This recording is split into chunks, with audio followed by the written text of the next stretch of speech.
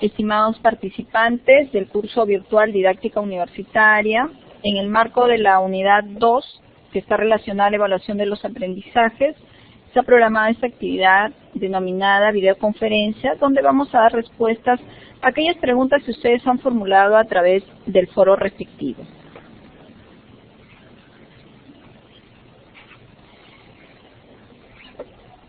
Uno de los integrantes del grupo nos señala y muy bien, indicándonos que la rúbrica es una matriz de valoración que utiliza descriptores, es correcto, graduados para valorar el trabajo de los estudiantes y constituye una guía de trabajo para estudiantes y maestros. Es bien interesante subrayar este aspecto de la guía del trabajo, porque cuando nosotros iniciamos este proceso de evaluación, el estudiante debería tener claro sobre qué criterios e indicadores se van a evaluar, y es precisamente la rúbrica la que le va a dar esa pauta, ¿no? Su compañera señala que encuentra que muchas rúbricas utilizan descriptores como el trabajo es adecuado y el trabajo es de calidad. Es correcto lo que se señala. Tenemos muchas rúbricas que se indican utilizando este tipo de valoración. Es importante definirlas. Al inicio es mucho más fácil construir al inicio rúbricas que tengan estas categorías, pero luego deberíamos, conforme la vamos aplicando, las vamos a ir definiendo, ¿no? Porque tendríamos que preguntarnos qué observamos nosotros en la realización que hace el estudiante y lo definimos como adecuado, ¿no? ¿Qué observo cuando digo este trabajo es de calidad? Esa respuesta que ustedes puedan darle, entonces se puede convertir en un descriptor. Lo puedes colocar dentro de la matriz, o de repente también puedes hacer debajo del instrumento una especie de leyenda donde tú señalas que adecuado significa tal cosa y que calidad también hace referencia a tal cosa, ¿no? ¿Eso es correcto o incorrecto? En realidad, si tenemos claro todos los que vamos a hacer uso del instrumento, que es adecuado y calidad, está dentro de lo correcto, ¿no? Si no lo aclaramos, si no lo definimos, si no lo consensuamos, sí puede caer en un grado de subjetividad, ¿no? ¿En qué momento del proceso evaluador es conveniente usar una escala de estimación o rúbrica? Son dos instrumentos diferentes, ¿no? La rúbrica, por sus características propias, te va a dar a ti niveles de desempeño, y el estudiante y nosotros como profesores también vamos a saber claramente que cuando catalogamos un trabajo de excelente es porque presenta determinados desempeños. Cuando hablamos de un trabajo muy bueno es porque los descriptores ayudan mucho a tener claro a qué estamos haciendo referencia, ¿no? La escala de estimación más bien es mucho más general, ¿no? Podría ser subjetiva en algunos casos porque en realidad no se logra definir qué es sobresaliente, qué es muy bueno, regular, inadecuado, etcétera, ¿no? La escala de estimación, como cualquiera de los instrumentos, se pueden utilizar para evaluar ya sea actitudes, habilidades o conocimientos de tipo conceptual.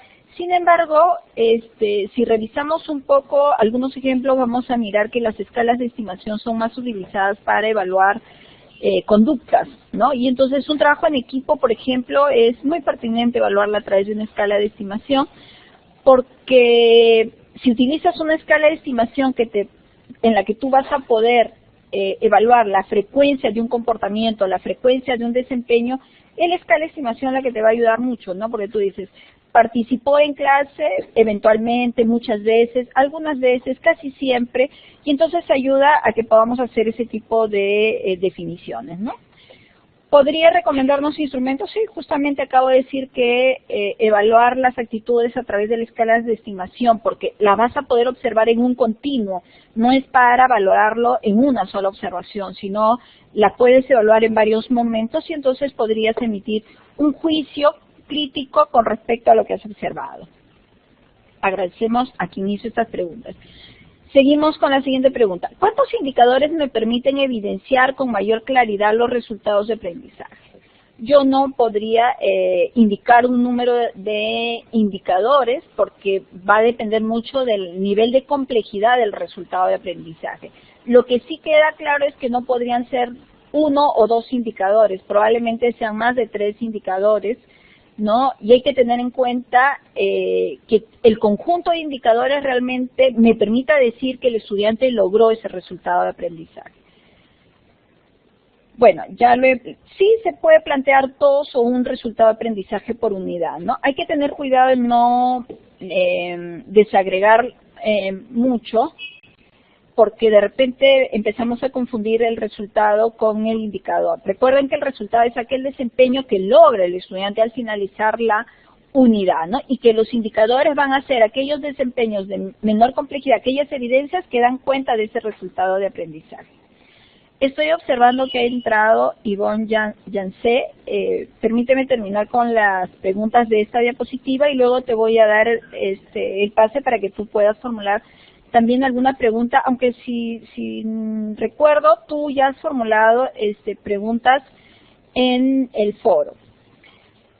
Según la propuesta de la clasificación de los instrumentos de evaluación, señala como instrumento cualitativo la producción de textos. Mi inquietud es, partiendo de la producción de textos, ¿debo considerar además otros instrumentos como una rúbrica o lista? En realidad, la producción de textos viene a ser algunos autores señalan que es una capacidad, otros van a hablar que es un criterio de evaluación, un aspecto que se va a evaluar, ¿no? Entonces, creo que lo primero que hay que partir es definiéndolo. Sí. Si ustedes han leído con detenimiento cada uno de los enfoques, tanto la evaluación alternativa nos señala que para valorar y emitir un juicio con respecto a los aprendizajes de los estudiantes, es importante la combinación de varios instrumentos en momentos diferenciados y además con la participación de diferentes agentes. Por eso es que se habla de la de la coevaluación, de la heteroevaluación, ¿no? Y yo podría utilizar, dependiendo de los propósitos que tengo, una rúbrica o una lista de cotejo. Aprovecho para sugerir también lo siguiente, a partir de la experiencia de los ejemplos que hemos recogido, que la rúbrica nos permite evaluar de manera más integradora y establecer los diferentes niveles que han alcanzado los estudiantes. Mientras la lista de cotejo, al ser de opción dicotómica, sí o no, si está presente o ausente lo que queremos observar, si es incorrecto o correcto la ejecución, entonces nos ayuda, es más pertinente este uso para evaluar aspectos procedimentales, ¿no? Por ejemplo, la toma de sangre, que hay que seguir un procedimiento, entonces más apropiado es utilizar una lista de cotejo. Sin embargo, vuelvo a señalar que la podemos utilizar en cualquier otra observación de cualquier otro tipo, sí se puede usar, ¿no? A ver, Ivo nos saluda, muy buenas tardes, tuve dificultades para descargar, pero bueno, superado, estoy presente en la videoclase. Sabemos que es un horario complicado, sin embargo, agradecemos tu participación. Yo voy a ir dando respuesta a las diferentes preguntas de tus compañeros. Si en algún momento tú tuvieras una adicional, te pido por favor que lo escribas por el chat. Bueno, cuando nos referimos a indicadores de evaluación, el material de lectura dice que son evidencias visibles y concretas de la unidad o desempeño que deseamos, también que son objetivos, estás definiendo, muy bien. Sin embargo, hay una confusión cuando se habla de ítems de evaluación y aquí la pregunta, ¿no? Ya, un indicador es lo que tú has señalado, pero además en su redacción tiene tres componentes. Está la habilidad, está el objeto de conocimiento y algunos autores señalan está la condición o el contexto. Un ítem no necesariamente tiene esos tres elementos, entonces eso va a ser algo que los diferencie. Pero ambos son válidos en diferentes instrumentos que tú puedas colocar. Nosotros estamos planteando que los resultados de aprendizaje se evalúan a través de indicadores y al formularlo tomamos esos tres elementos. Sin embargo, tú vas a revisar instrumentos donde se coloca solamente el ítem y el ítem está conformado por la habilidad y el objeto de estudio, y en algunos casos solamente por la habilidad.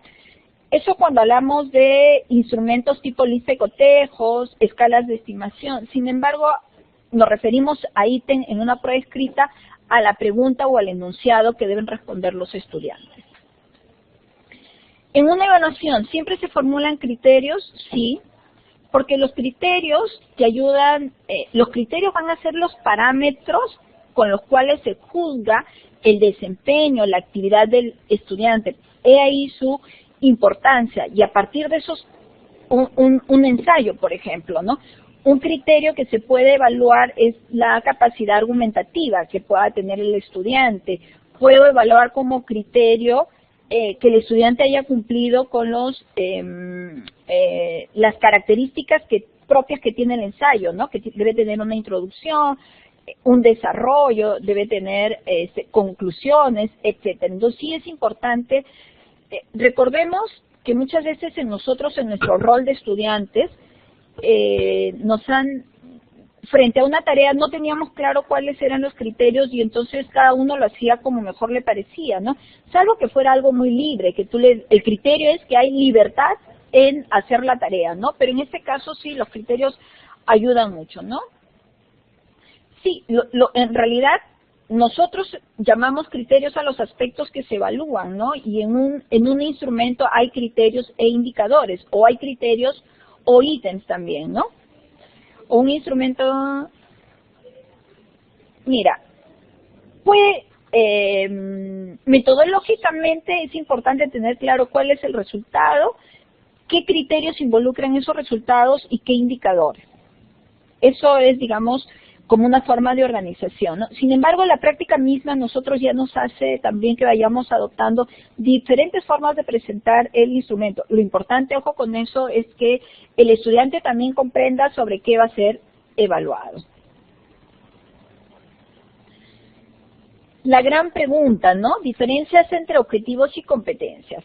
Bueno, los autores no se ponen de acuerdo, hablamos de objetivos de aprendizaje también, ¿no? Hay autores que hablan sobre los objetivos de aprendizaje y las competencias. Cuando hablamos de objetivo de aprendizaje, respondemos a la misma pregunta cuando vamos a formular la competencia o el resultado de aprendizaje, ¿no? ¿Qué deberá saber hacer el estudiante al finalizar el proceso?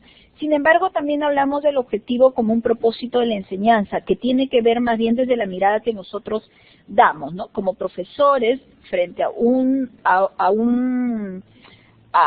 aprendizaje que debe lograr el estudiante, tú como profesor te planteas, mi objetivo es que él conozca, mi objetivo como docente es que él comprenda. Cuando lo enunciamos de esa manera es porque estamos hablando de objetivos más bien de enseñanza, ¿no? ¿Cómo evaluar el desarrollo del pensamiento creativo? En primer lugar, tienes que tener claro en el contexto donde lo vas a aplicar qué cosa es el pensamiento creativo, ¿no? Porque hay diferentes enfoques, tendencias con respecto al pensamiento creativo. Una vez que lo has definido, tienes que ver qué criterios involucra el pensamiento creativo. Por ejemplo, el pensamiento creativo está relacionado a la originalidad. Entonces, es un criterio que tú vas a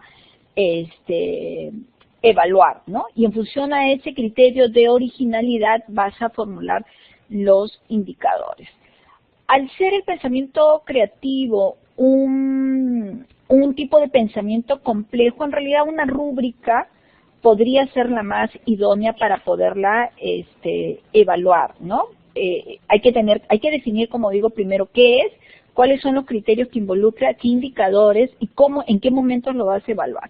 Puedo seleccionar el tipo de evaluación que aplicaré en mi sesión y cuáles son los requisitos para elegir. Por supuesto, recuerden cuando han leído ustedes el alineamiento constructivo, la primera pauta que debo tener en cuenta es qué deben lograr los estudiantes y cómo lo voy a evaluar, para luego también identificar las actividades que se van a desarrollar, ¿no? De hecho, el estudiante debe tener claridad sobre qué resultados esperamos que ellos logren y cómo van a ser evaluados y además también qué actividades van a ayudar para ese logro.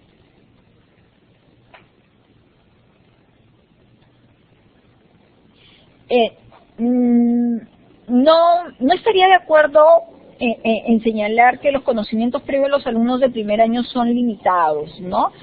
Nosotros tenemos estudiantes que ingresan de un sistema educativo escolar que está definido por determinado perfil y sí es real también de que entran con conocimientos previos que no les permite entonces comprender muchas veces otros conocimientos mucho más complejos en la universidad, ¿no? Y entonces lo que debe suceder aquí es que tiene que haber una etapa así de reforzamiento, nivelación, otros le llaman de adecuación, Porque para nosotros como profesores debe estar claro qué es lo que él debería tener como aprendizaje previo para entrar a un aprendizaje mucho más complejo, un aprendizaje mayor, ¿no? Y entonces el sistema de evaluación tiene que ser un sistema de evaluación integrado, ¿no? Donde participe él como estudiante, donde participen sus compañeros y donde participe el profesor desde la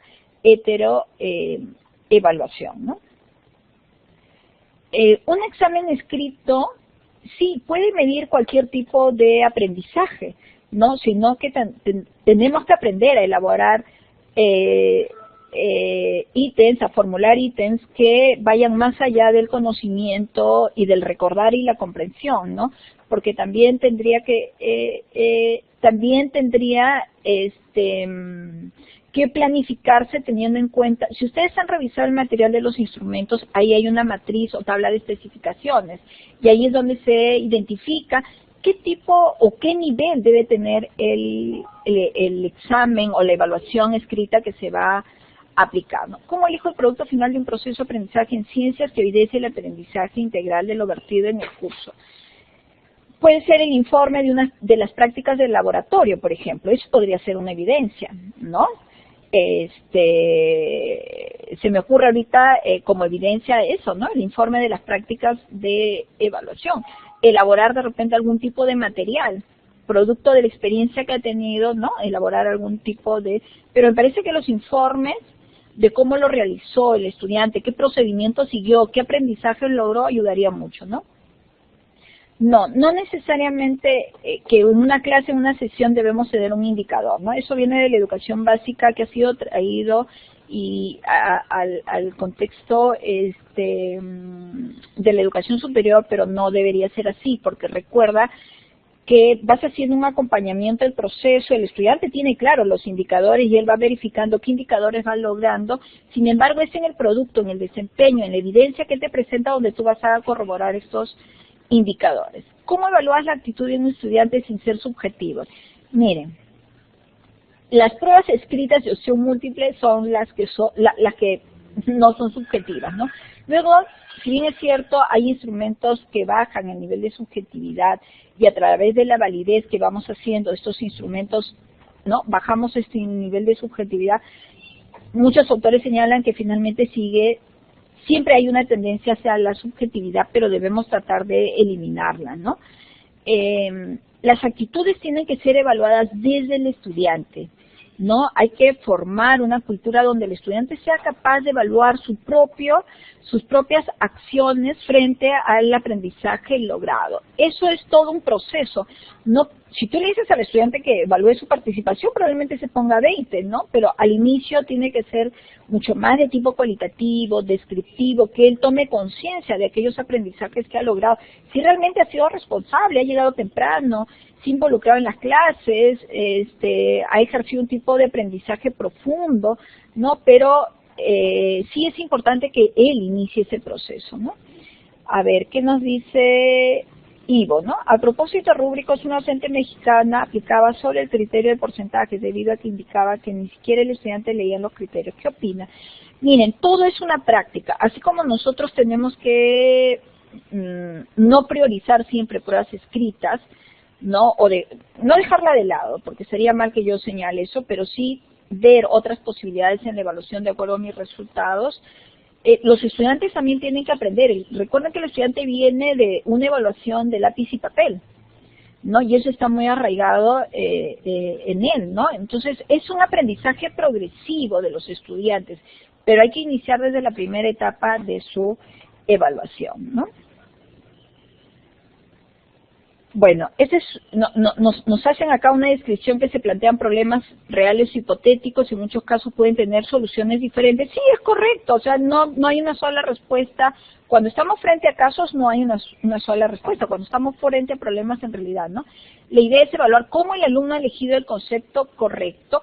La idea es elegir cómo esa solución que él le da, él es capaz de argumentar, de podernos explicar, de darnos las razones del por qué, o sea, su fundamento es importante, ¿no? claro, la manera en que él relaciona, cómo se apoya en la literatura, es correcto todo lo que tú señalas, ¿no? Como no hay una solución única, el alumno puede desplegar su creatividad, sí, puede la toma de decisiones, la argumentación.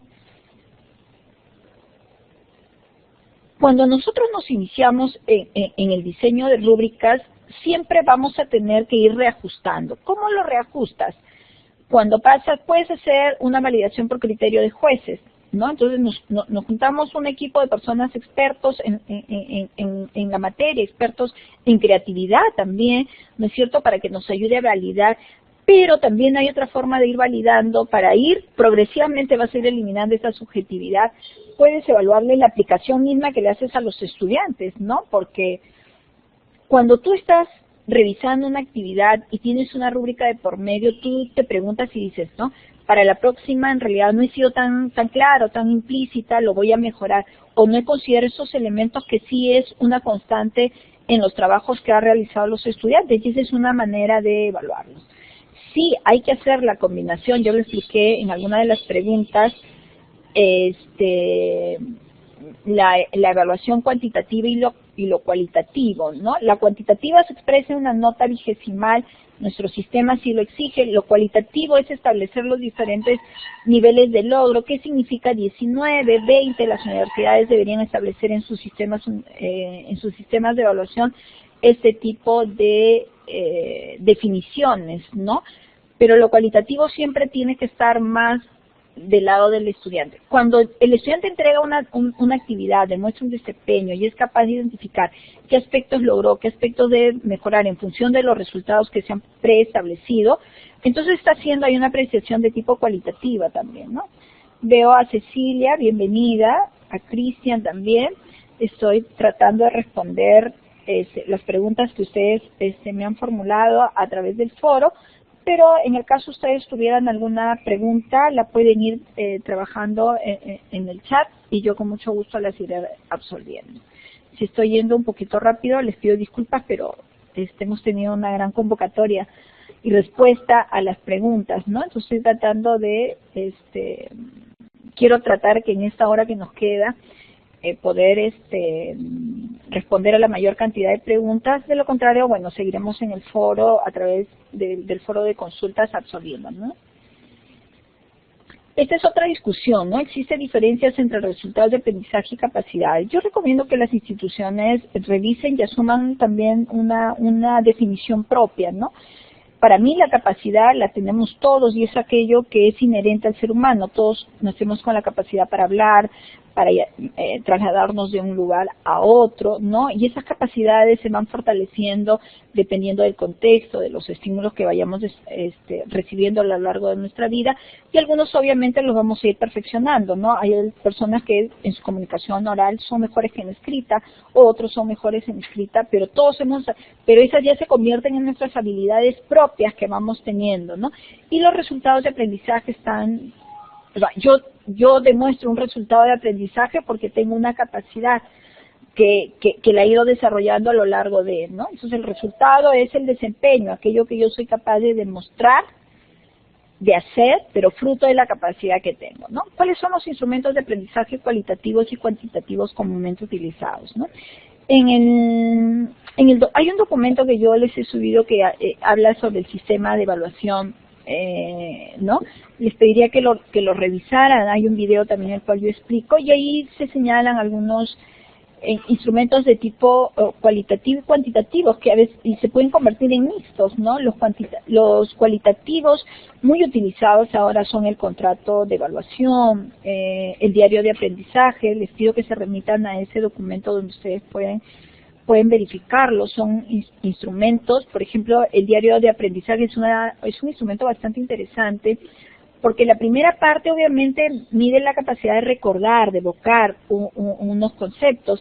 En el punto 2 podemos ver la comprensión y en el punto 3, que es hacer un mapa conceptual, se mide el análisis y la síntesis, y en las siguientes preguntas, que son la 4 a la 5, se habla también de la metacognición, ¿no? Porque hay preguntas donde tú tienes que responder qué aprendiste, cómo lo aprendiste, qué es lo más significativo para ti, ese conocimiento con qué otro conocimiento guarda relación, y eso tiene que ver entonces con procesos de transferencia, ¿no? Entonces son instrumentos interesantes de evaluación alternativa que los deberíamos, la prueba escrita es cuantitativa siempre y cuando tú no le hagas ningún tipo de retroalimentación. Si solamente le colocas una calificación de 0 a 20, bueno, pero podría tener un tipo de retroalimentación, ¿no? En cualquier área las rúbricas son un instrumento de evaluación. Puedes evaluar cualquier tipo de aprendizaje, de tipo conceptual, procedimental o actitudinal, ¿no?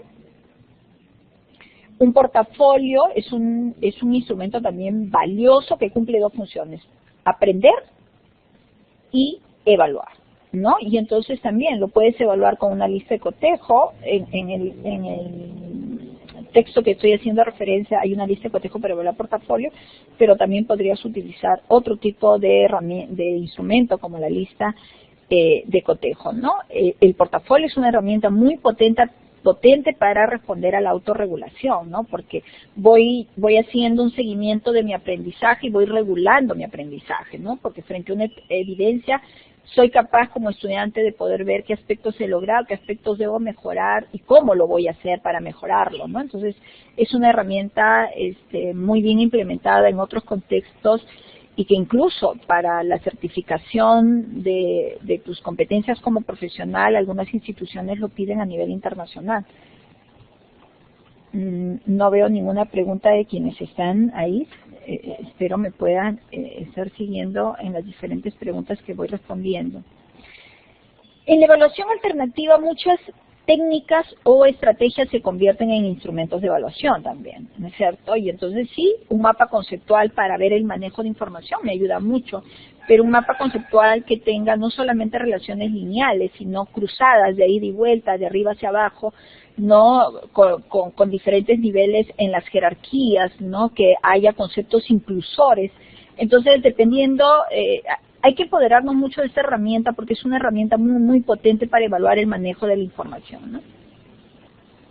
¿En qué casos situación de evaluación de los aprendizajes? Tú lo puedes utilizar al inicio como una prueba de entrada, puedes utilizarla durante el proceso, porque antes de una ejecución de un desempeño, tienes que asegurarte que el estudiante esté asimilando los conceptos de la manera que lo tiene que asimilar, ¿no? De manera profunda, de manera correcta. Entonces, te sirve para una evaluación final también, ¿no? Por eso es que yo recomiendo mucho identificar claramente las características que tiene un mapa conceptual para poderle encontrar su real uso. Y los estudiantes también lo tienen que conocer, ¿no? ¿Cómo podemos determinar la validez de un instrumento? Puede ser a través de alguna prueba estadística. No lo voy a explicar porque no es mi expertise. Sin embargo, la validez, les decía, lo podemos hacer entre los pares, con nuestros compañeros, a través de juicio de expertos o en la aplicación misma, ¿no? Cuando tú vas aplicando el instrumento, vas identificando qué fortalezas y debilidades tiene el mismo, ¿no? Y eso es la validación en la aplicación en sí misma es una herramienta muy valiosa, ¿no? En la evaluación de competencias, ¿qué papel desempeñan las pruebas objetivas? ¿Son instrumentos adecuados para evaluar una prueba objetiva? Yo recomendaría, por las lecturas que he realizado, por la práctica misma que tengo, que durante el proceso las vayamos aplicando, ¿no? Porque antes de la ejecución, como decía hace algunos minutos, hay que asegurarnos de que han asimilado los conocimientos necesarios para llevar a cabo su desempeño, para elaborar su evidencia, etcétera, ¿no? Sin embargo, también en pruebas internacionales como la prueba PISA, que se aplica a los estudiantes de 15 años, ¿no? Se evalúa a través de pruebas objetivas, pero hay que prepararse, tiene toda una metodología muy especial, preparar ítems que midan más allá del recordar o el de comprender, ¿no? Sino que también te puedan medir aprendizajes mucho más complejos, ¿no? Algunos ejemplos, puedes entrar a la página de eduteca.org y ahí de repente profundizar esta temática, ¿no? El ECOE sirve para evaluar las competencias clínicas del estudiante de medicina. ¿Es correcto promediar el puntaje obtenido con otros instrumentos? Todo va a depender del propósito, ¿no? Nosotros cuando hemos tenido estudiantes de acá de la Universidad de Medicina decían que el ECOE era suficiente para certificar o recoger las evidencias de aprendizaje de los estudiantes, ¿no? Pero depende del propósito, ¿no? De repente si quiero cruzar información del mismo tipo, sí, me podría ayudar a trabajarlo, ¿no? ¿Qué insumos de evaluación? Supongo que se refiere a instrumentos de evaluación, además de las rúbricas se podrían utilizar. Dependiendo, pues si quieres evaluar actitudes, una escala de estimación te va a ayudar mucho. Si quieres evaluar procedimientos, una lista de cotejo te va a ayudar. Si quieres evaluar procesos de autorregulación, reflexión metacognitiva de los estudiantes, el portafolio, las fichas de auto y coevaluación son ideales para ello, ¿no? ¿Qué herramientas puedes utilizar para la autoevaluación? Una lista de cotejo con sus indicadores y sus resultados, una coevaluación igual, una escala de estimación. En el texto que hago referencia también tienen ustedes este tipo de herramientas. Al inicio tiene que ser de tipo cualitativo, no le debemos asignar una calificación al auto o a la coevaluación, ¿no? Pero conforme va avanzando durante el proceso, sí podría ser parte de la evaluación. Nosotros lo hacemos en educación. Específicamente yo lo trabajo en cursos de posgrado, donde la auto y la coevaluación tiene una nota, un peso del 10 hasta el 15% en la nota final del curso, ¿no? Sí hay que tener claro y explicar a los participantes de qué cosa trata. Lo ideal es que después de un proceso de autoevaluación y coevaluación nos reunamos con los estudiantes y podamos dialogar en función de los resultados, porque vas a encontrar estudiantes que tú reconoces desde tu percepción que no estuvieron muy involucrados, sin embargo ellos suelen colocarse una calificación muy alta, o también tienes lo contrario, ¿no? Entonces sí es importante esos espacios que tienen que ver sobre todo con tiempo y que a veces en realidad no lo tenemos, ¿no? Sí, por cultura, sí, pues todos se van a poner 18 o 20, ¿no? Pero como decía hace algunos minutos, también es importante ir incluyendo este tipo de estrategias para que los estudiantes le puedan encontrar también el sentido, ¿no? Ivo me pregunta, en relación a la evaluación diagnóstica, ¿cómo esta puede ser grupal? Depende del propósito, ¿no? En realidad, si tú quieres recoger o identificar previo a un aprendizaje cooperativo cómo ellos se organizan de manera cooperativa, cómo planifican, cómo responden ante un trabajo grupal y quieres diagnosticar eso, bueno, lo tienes que hacer al inicio, ¿no? Sin embargo, la evaluación diagnóstica es más bien de tipo individual. No digo que sea exclusiva, ¿no? Porque va a depender mucho de qué cosas quieres, porque si es un procedimiento que yo quiero saber hasta qué punto saben este procedimiento y en la vida real se hace en grupo, entonces lo tengo que evaluar, diagnosticar de manera grupal. Pero si es algo que yo lo puedo hacer en el mundo del trabajo, en el mundo profesional, o mi intención es identificar claramente qué aspectos conoce y qué no conoce, entonces lo harás de manera individual, ¿no? Es muy relativa en realidad. Mire, no van a encontrar en mí una respuesta única porque todos los profesores nos vamos adaptando a los contextos. Estamos en una etapa donde tenemos que identificar claramente las características de los instrumentos de evaluación para luego adecuarlas, irlas contextualizando a las realidades donde nos encontramos, ¿no? ¿Existen dificultades al evaluar los resultados de aprendizaje en un curso que se desarrolla esencialmente bajo la metodología de aprendizaje basado en problemas? Definitivamente no, porque el aprendizaje basado en problemas en cada una de sus fases tiene aprendizajes que van logrando los estudiantes y entonces tienes que tener todos tus instrumentos diseñados para irlos valorando, ¿no? ¿Cómo conseguir que la evaluación de los resultados logre medir también el desempeño del docente? Bueno, este es un curso de evaluación del aprendizaje, ¿no? Sin embargo, bueno, hay que construir herramientas, cuestionarios, entrevistas, para que el estudiante pueda valorarse. Se pueden hacer a través de cuestionarios, de listas de cotejo también, o de escalas de estimación, o escalas de Likert, que son las más utilizadas, ¿no? En el ámbito educativo para evaluar el desempeño del docente, ¿no? Evaluar el desempeño del docente en realidad tendría que hacerse a través de 360 grados, ¿no? Que den información los estudiantes, que son la fuente directa, el coordinador del curso, y otros actores que están involucrados dentro de este proceso, ¿no? Bueno, ya respondí quién evalúa y cómo evaluar el desempeño del docente, ¿no? Y la metodología. Decía que la evaluación 360 grados sería el mejor. ¿Cree usted que los portafolios se deben usar en los ciclos iniciales o en los últimos ciclos? El portafolio, por sus características propias, debería ser iniciado desde el primer semestre hasta el final. No, en otros contextos, como los estudiantes al inicio de la carrera hacen su proyecto ético de vida, ¿no es cierto? O sea, la traen desde la formación básica y luego la continúan en la educación superior. Entonces el portafolio que dará cuenta si estoy cumpliendo o no con mis proyectos éticos o mis proyectos de vida, en personal, ¿no? En mi formación profesional.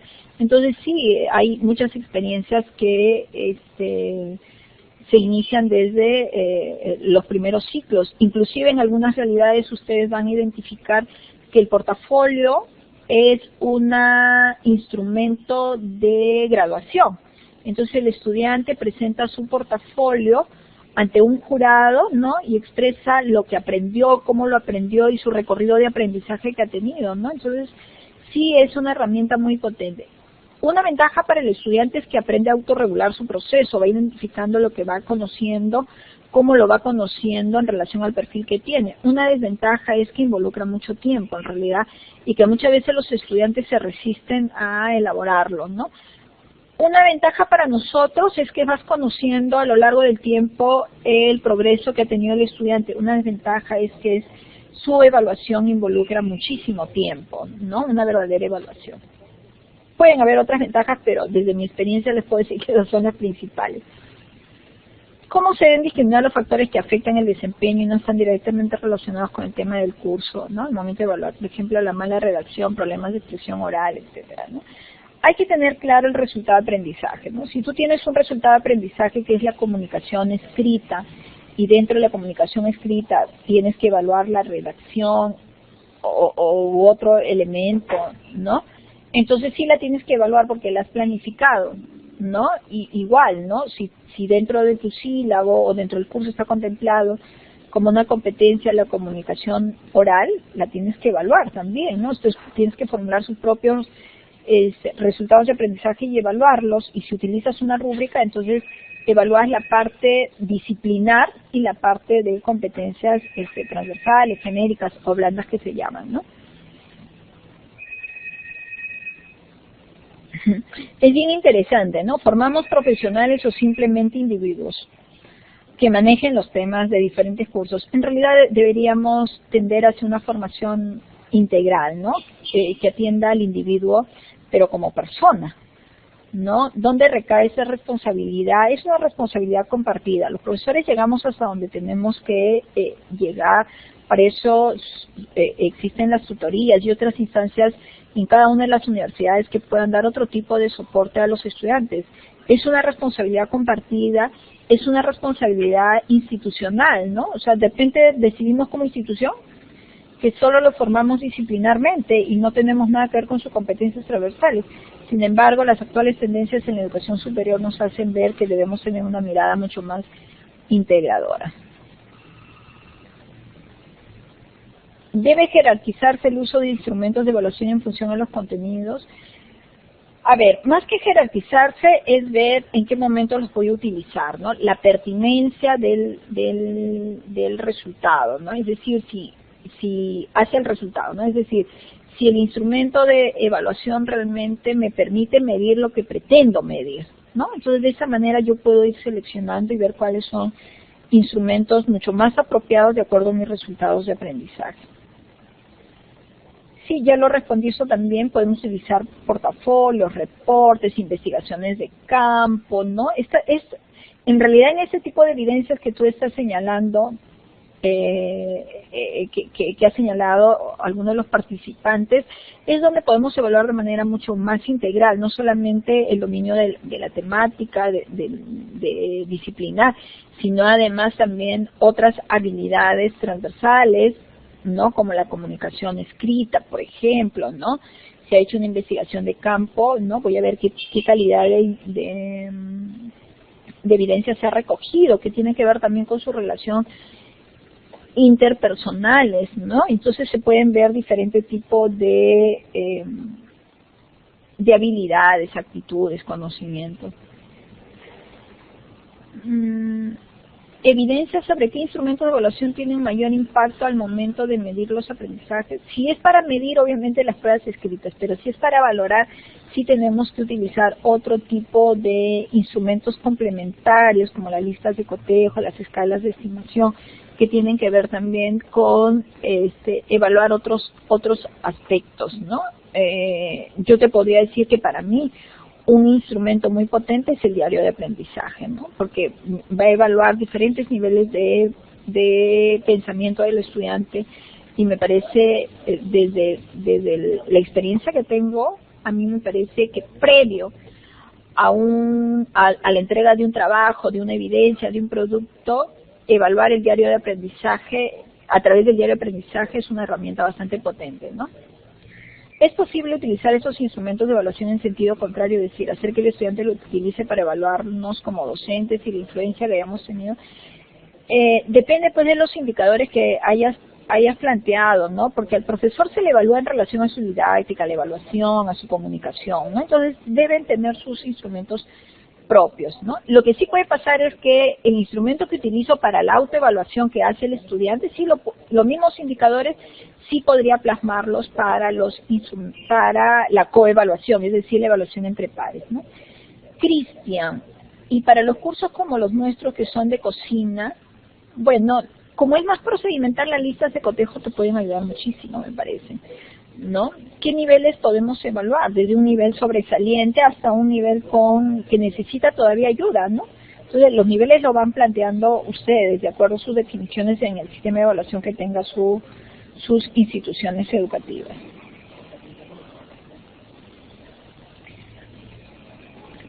En principio, la idea de construir criterios para evaluar permite reducir la subjetividad, sí es correcto. ¿Hasta qué punto estos indicadores pueden frenar la creatividad del aprendiz? En realidad no es que la frenen, va a depender si tú solamente has considerado, lo que pasa es que hay que diferenciar qué es lo que realmente quiero evaluar. Si tú quieres evaluar creatividad, entonces hay que poner indicadores de creatividad.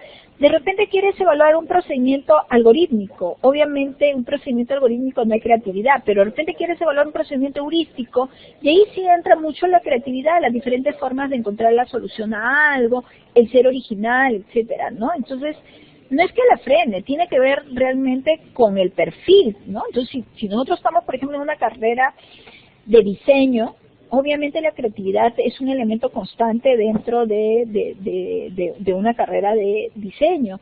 De repente en otras carreras no, eso va a depender mucho del perfil que ustedes se han planteado en sus instituciones y qué aprendizajes transversales también esperan, ¿no? ¿Es favorable construir los indicadores de evaluación con los propios estudiantes?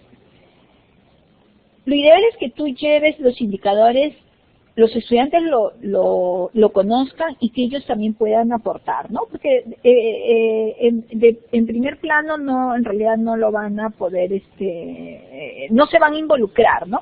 Entonces sí es importante iniciar y decirle, estos son los indicadores sobre los cuales se evalúa su evidencia, su desempeño, ¿no? ¿Qué otros indicadores creen ustedes que se podría plantear, ¿no? Muchos de ellos te van a decir la puntualidad, la asistencia, ¿no? Que tenga algún puntito, etcétera. Espero ya, estar terminando. No sé en qué número de diapositiva iré. Un instrumento útil de la evaluación lo constituye la observación sistemática, ¿sí? De acuerdo a ello, cómo utilizar ese instrumento de evaluación sin caer en la subjetividad, ¿no? La observación en realidad es una técnica que tenemos que ejercitar mucho los docentes. Y si tienes los indicadores claros, si tienes mucha claridad en lo que quieres observar, la subjetividad cada vez se hace menor, ¿no? El estudiante puede, sí, pues, al inicio obviamente, si el estudiante no está acostumbrado a sentirse observado, sí puede causar en él algún tipo de puede generar alguna situación en relación a sus actitudes que no favorezcan la evaluación, ¿no? Pero eso será al principio. Si el estudiante tiene claro en qué lo van a evaluar y en realidad va ganando experiencia en ese tipo de evaluación, se va a involucrar y también nos va a ir mejor a nosotros, ¿no? Por otra parte, ¿cómo utilizar este instrumento con conductas no observables directamente que se podrían dar en el proceso? Puedes combinar con registros de diarios, de diarios, registro de diario que se llama, o registros anecdotarios, ¿no? Donde tú algo que no es previsto y de repente aparece y lo vas anotando para luego ver qué es lo que pasó y puedas ir analizando y finalmente intervenir, ¿no? Bueno, en este curso se señala que se presenta un informe, todos los estudiantes trabajan. Sí, pues en un curso con 50 estudiantes, y si el informe es de manera individual, en realidad es bastante el nivel, la demanda en tiempo para evaluarlo va a ser bastante alta, ¿no? Entonces, no me queda muy claro cuando dices el orden se coloca, el primero del orden le coloco la nota final. Mire, yo les voy a colocar en el EBD una técnica que se llama, en el aula virtual una técnica que se llama la técnica reparto de puntos, que puede ayudar a discriminar la calificación. Vamos a imaginar que tú le has puesto 16 al estudiante, a 15 al estudiante en el producto final, en el informe, y luego discriminar también la nota por alumno y por grupo, ¿no? Entonces es una técnica bastante importante que creo que te va a ayudar en relación a lo que tú me preguntas, ¿no?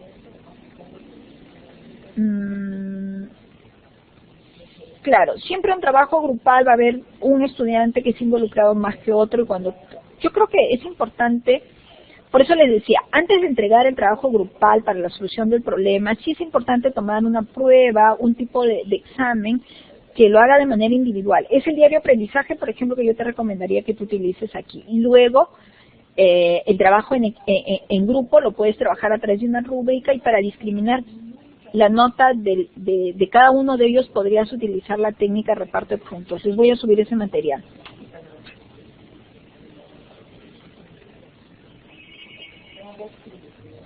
Ya, bueno, creo que con la explicación que acabo de dar voy respondiendo a esta segunda interrogante que tú pones, ¿no? La evaluación individual y grupal, ambas son importantes, ¿no? Para poder determinar.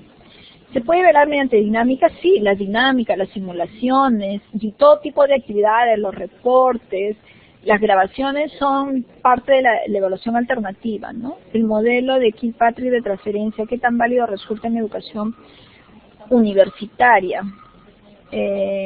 Bueno, la transferencia, si tú colocas al estudiante frente a un aprendizaje que esté muy cercano a la realidad, lo que él hace realmente es ese tipo de transferencia. No sé si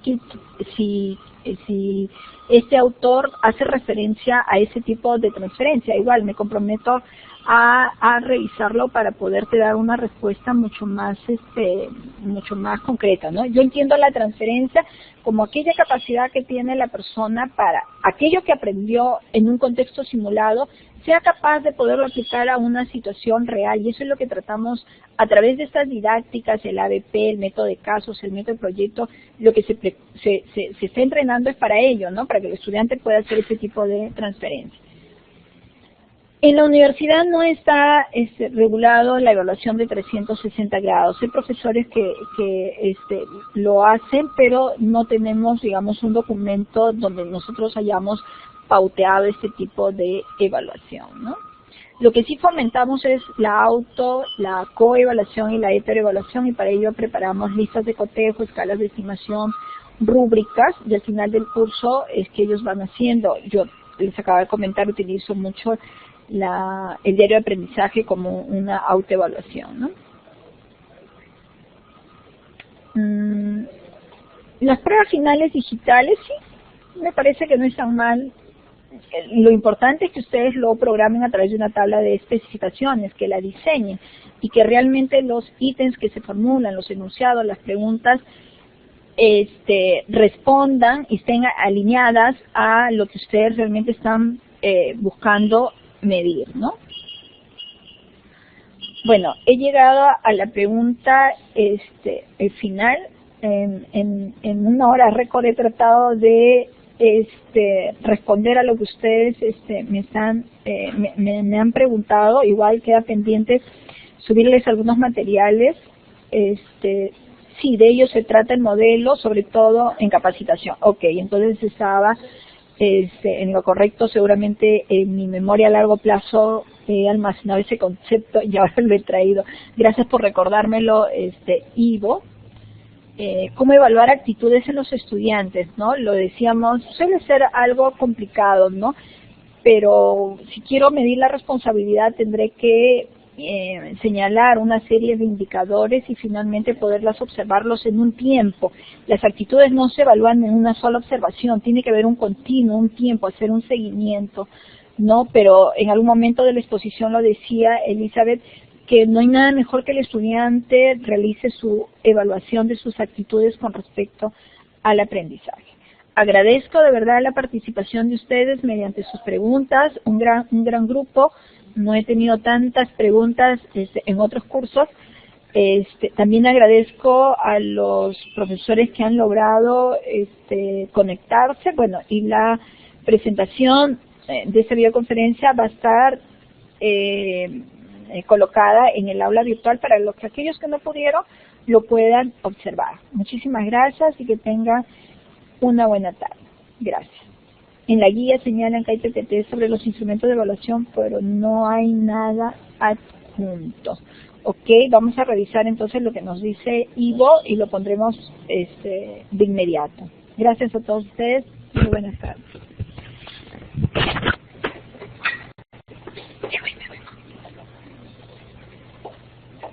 Me voy.